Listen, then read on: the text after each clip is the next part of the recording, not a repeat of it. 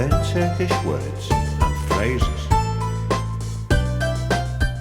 How to say I love Turkey in Turkish.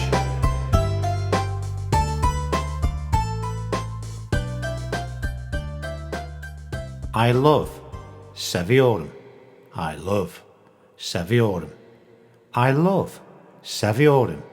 I love, seviyorum. I love Turkey.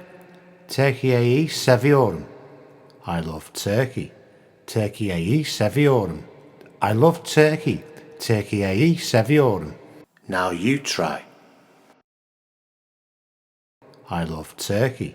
Türkiye'yi seviyorum. I love Turkey. Türkiye'yi seviyorum.